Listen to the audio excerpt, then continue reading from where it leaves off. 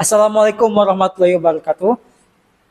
Perkenalkan semuanya, saya Zaki. Dan saya Sirin Sonia Putri. Saya Aulia. Saya Ariel Padilla. Saya Denisa Putri. Saya Mutmainah. Saya Ridwan Al-Fathah.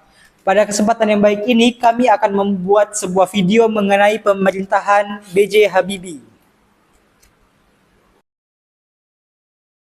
Awal pemerintahan B.J. Habibie dimulai pada 21 Mei 1998. Setelah pengunduran diri Presiden Soeharto, menandai era reformasi dengan fokus pada pemulihan ekonomi pasca krisis. Reformasi politik melalui kebebasan pers, kebebasan berpendapat UU Nomor 9 1998, dan percepatan pemilu multipartai serta memimpin Indonesia menuju demokrasi dan stabilitas. Adapun kebijakan-kebijakan politik yang diambil oleh Presiden B.J. Habibie antara lain, yang pertama, kebebasan pers dan berpendapat. Mencabut surat izin usaha penerbitan pers atau SIUPP sehingga pers tidak lagi dibredel. Yang kedua, demokrasi, politik, dan pemilu. Mengadakan pemilu yang bebas, jujur, dan adil pada tahun 1999, lebih cepat dari jadwal semula. Mengubah sistem politik menjadi multipartai. Pembebasan tahanan politik, memberikan abolisi dan membebaskan narapidana serta tahanan politik masa Orde Baru. Selanjutnya adalah reformasi institusi ABRI dan TNI. Mengurangi peran ABRI dalam politik dengan memisahkan kepolisian RI atau Polri dari ABRI serta mengurangi jatah kursi fraksi ABRI di DPR. Selanjutnya, kebijakan wilayah yang memberikan opsi referendum bagi Timor Timur untuk menghasilkan kemerdekaan wilayah tersebut. Selanjutnya adalah otonomi daerah, menerapkan dasar-dasar otonomi daerah yang lebih luas untuk mengurangi sentralisasi kekuasaan. Dan yang terakhir adalah pembatasan masa jabatan. Mengatur pembatasan masa jabatan presiden maksimal 2 periode melalui TAP MPR. Pada masa pemerintahan Presiden B.J. Habibie, kebijakan ekonomi difokuskan pada pemulihan krisis ekonomi, yaitu pada tahun 1997 sampai dengan 1998, yang menyebabkan inflasi tinggi, nilai rupiah anjlok, dan runtuhnya banyak sektor usaha.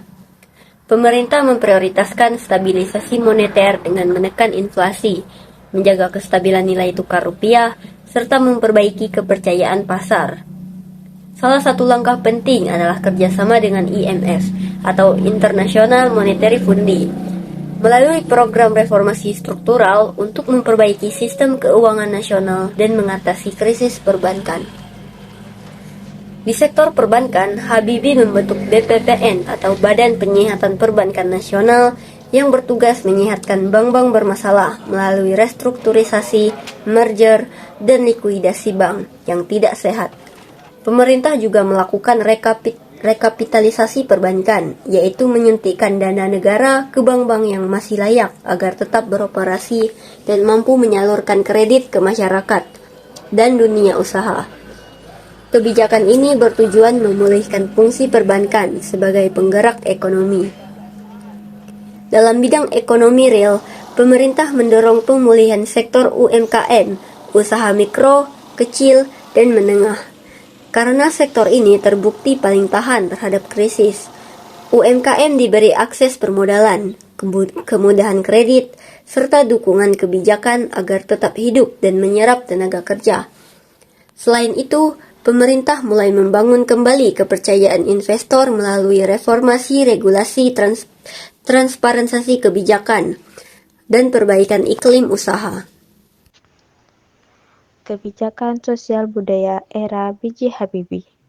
Penghapusan diskriminasi etnis Tionghoa, yaitu mengambil kebijakan untuk mengurangi diskriminasi terhadap etnis Tionghoa, salah satunya dengan mendukung keberadaan fasilitas keagamaan di komunitas Tionghoa. Kebijakan militer Presiden B.J. Habibie. 1. Penghapusan duifungsi ABRI pada masa awal reformasi. Habibie memulai langkah penghapusan duifungsi ABRI, yaitu peran ganda militer di bidang pertahanan dan politik. Militer mulai ditarik dari jabatan-jabatan sipil. ABRI diarahkan fokus pada tugas pertahanan dan keamanan negara. 2. Pemisahan Polri dan ABRI. Pada masa Habibie, dilakukan pemisahan Polri dan ABRI. TNI fokus pada pertahanan negara. Polri bertugas menjaga keamanan dan ketertiban masyarakat. Resmi berlaku di TAP MPR nomor 6 dan 7 tahun 2000. 3. Perubahan nama ABRI menjadi TNI. Menandai berakhirnya dominasi militer dalam urusan politik dan sipil. 4. Pengurangan keterlibatan militer di politik. Jumlah kursi militer di DPR atau MPR dikurangi. Militer tidak lagi terlibat aktif dalam kegiatan partai politik. 5. Reformasi struktur dan profesionalisme TNI. Habibie mendorong TNI yang profesional, netral dalam politik, dan tunduk pada supremasi sipil. 6. Penanganan masalah keamanan di daerah konflik. Penarikan dan pembatasan operasi militer di beberapa daerah. Hal-hal yang menjadi penyimpangan pada saat masa pemerintahan B.J. Habibie antara lain seperti lepasnya Timor, kebijakan mengadakan referendum, ajakan pendapat yang berujung pada lepasnya Timur dari Indonesia dianggap sebagai kerugian teritorial besar oleh sebagian pihak. Yang kedua, situasi politik yang tidak stabil. Transisi cepat dari Orde Baru memicu ketidakpastian hukum dan politik. Dan yang terakhir adalah kerusuhan sosial. Terjadinya demonstrasi besar-besaran dan konflik antar etnis atau agama yang masih berlanjut dari masa sebelumnya.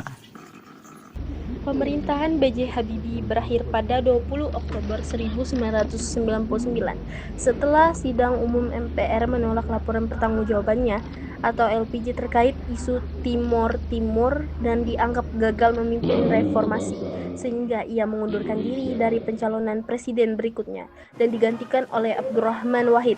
Masa jabatannya singkat, dari 21 Mei 1998 hingga 20 Oktober 1999, atau sekitar 1 tahun 5 bulan.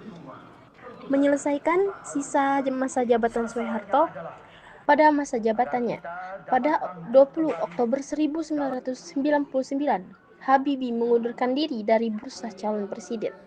Keesokan harinya, pada 21 Oktober 1999, MPR memilih Abdurrahman Wahid atau Gus Dur sebagai Presiden RI keempat dan Megawati Soekarno Putri sebagai Wakil Presiden. Warisan singkat, meskipun singkat, masa pemerintahan Habibie dianggap sebagai masa transisi penting yang membuka jalan demokrasi dengan reformasi besar seperti kebebasan pers, pembentukan partai politik, dan pemilu demokratis pertama pasca Orde Baru.